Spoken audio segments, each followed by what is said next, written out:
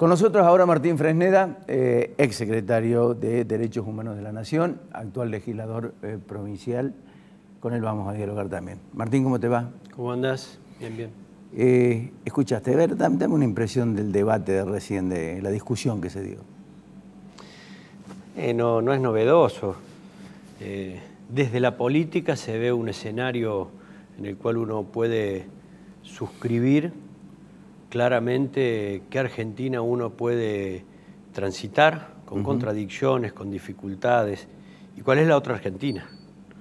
Yo creo que obviamente, más allá de las diferencias que puedo tener, suscribo la Argentina que muestra Fernández, una Argentina que en algún momento intentó sostener, no solamente desde un colchón anticíclico, sino una política de inclusión social, que es lo más importante. Hoy no vemos inclusión social, vemos exclusión social.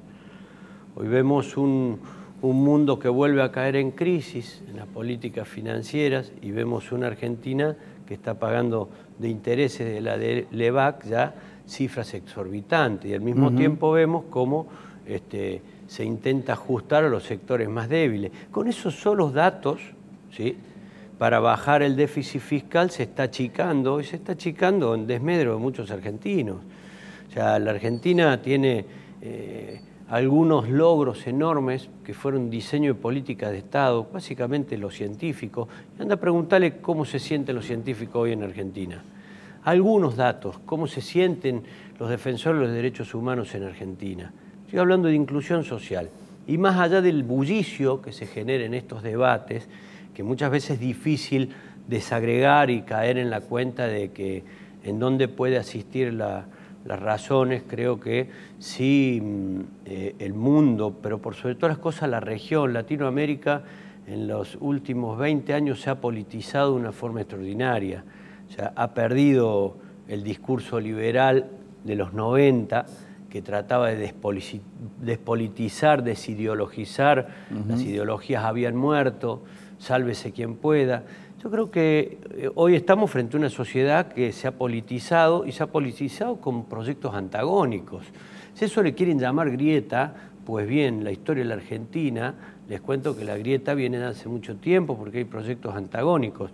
Lo que pasa es que muchas veces hay hegemonías y hay un campo popular muy debilitado. Cuando el campo nacional y popular, cuando los sectores de la clase media se logran asociar con los trabajadores, se logran asociar con los estudiantes, se empiezan a vertebrar proyectos como sucedieron desde el 2002, Lula, Chávez, Evo Morales, etcétera, en adelante, y ahí se fueron vertebrando proyectos políticos más bien nacionalistas, de corte progresista, y que lógicamente tensionan con el neoliberalismo.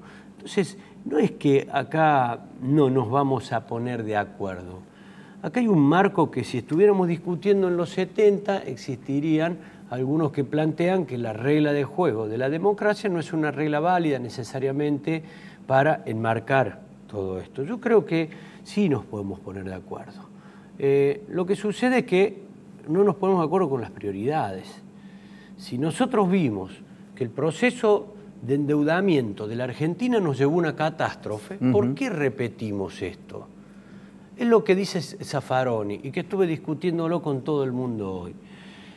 A ver, si sabemos que esa receta nos lleva a un nivel de exclusión social enorme y nos puede llevar verdaderamente a la posibilidad de que, no que lo echemos a Macri, sino que se vaya solito, por las condiciones macroeconómicas mundiales y la falta de colchón anticíclico que tiene la Argentina, en cualquier momento estalla por las nubes el sistema financiero. Entonces, uno se pregunta, ¿por qué no es válida la discusión que tira Zaffaroni si Zaffaroni está tirando discusión de cuáles son los límites constitucionales, éticos? No, ahí no coincido con vos. El límite ético de Zaffaroni es el que viola él. Él viola un límite ético. ¿Vos escuchaste alguna vez a algún miembro de la Corte Suprema de Estados Unidos que opine sobre, de Estados Unidos o de cualquier otro país, que opine con respecto a, digamos, con los calificativos de Zaffaroni? No los escuchaste en ningún lado. Zaffaroni es miembro de la Corte Interamericana de Precisamente por esa razón. Y creo que precisamente por esa razón. A ver, hasta ahora yo creo que existe la libertad de expresión y hay Totalmente, que ejercerla. pero depende de quién lo diga y quién lo lleve adelante. No, eso es cuando vos te pones a leer sobre el derecho a la libertad de expresión, en ningún momento hace esa distinción que estás haciendo vos. De ninguna manera existe una distinción entre depende de quién lo diga, de ninguna manera. Sí, yo te lo puedo decir personalmente te puedo decir de que depende de quién lo diga, me echaron de Radio Nacional. Ah, bueno, pero eso es una cuestión... Y estaba la ley de medios que fue defendida por esta persona, fue defendida a muerte. Ricardo, eso se puede dar en los hechos, no está en el derecho. ¿Sí? Por lo tanto, yo lo que te estoy planteando es que el derecho, el delito de opinión no existe en Argentina, no está tipificado. Sin embargo, existe un escarnio público, sin embargo, existe determinado consenso en algún nivel de la sociedad en donde se naturalizan algunas cosas. Yo estoy totalmente de acuerdo en una cosa con vos. ¿Cuántas veces escuchaste decir que se vaya la yegua? Totalmente. ¿Por qué no echan a la yegua? Y eso se naturalizó de tal forma, porque era mujer. Ahora aparece un juez de la Corte Interamericana diciendo, si hay un juicio político se tiene que ir antes, si se va antes el perjuicio a los argentinos es menor, y saltan todos despavoridos pensando que eso, mientras no piensan lo que dijo Massot la vez pasada respecto a los genocidas. ¿Quieren que hablemos de la dictadura? ¿Quieren que hablemos de quiénes afectaron el sistema democrático? ¿Quieren que no te lo digo a vos que sos uno de los periodistas más progresistas y que todos podemos hablar y que provocás los debates? Lo digo para muchos que ahora se rasgan la vestidura hablando de que Zaffaroni es el golpista. Zaffaroni es uno de los tipos que implementó, elaboró, diseñó la doctrina para poder juzgar finalmente el terrorismo de Estado en Argentina. Que enseñoreó... Tiene su paso negro en la dictadura también. No, ¿qué pasó negro? Fue juez de la dictadura, juró por la constitución de Videla, por los principios y no presentó un solo habeas corpus con respecto a eso, vos lo sabés, o sea, sabés perfectamente bien. No, o sea, sí lo sé, bueno, pero también como sé perfectamente bien que Lo que sí creo una cosa, Martín, creo una cosa. Pero si querés lo discuto. Creo una cosa. No, al margen te voy a dar la posibilidad de que lo digas. Te voy a dar la posibilidad de que lo digas. Lo que sí creo que sí, hay una gran construcción por parte del periodismo en magnificar o en tomar un hecho de esta naturaleza y disfrazarlo como si fuera, digamos, un demonio. Yo creo que cuando el poder compra el periodismo deja de existir. Y esto es lo que está pasando en la Argentina hoy. Un montón de voces que antes no hablan y ahora hablan y que despotrican en contra de un cierto y determinado objetivo que es descalificar una opinión. Yo no estoy descalificando la opinión, yo digo que no es ético lo que ha hecho Eugenio Zaffaroni, nada más que eso. Porque por su autoridad, por el cargo que ocupa y por el cargo que ocupó, no puede emitir un concepto de esta naturaleza. No es porque le falte libertad de expresión, no es porque le falte libertad de expresión, porque la misma Comisión Interamericana de Derechos Humanos le exige cierta decoro con respecto a... Decoro con respecto a... ¿Te gusta esa palabra decoro? Decoro. No, eso sí es decoro. Es espantosa esa palabra decoro. No sé si es decoro. Por favor, son hombres y mujeres normales que tienen toda la posibilidad del mundo de opinar. Ese es el gran problema que tenemos los argentinos, que ponemos a los jueces y a los fiscales. Yo soy un hombre del derecho, sí. Y sabés, y los jueces y los fiscales, ni con una caña los podés tocar después.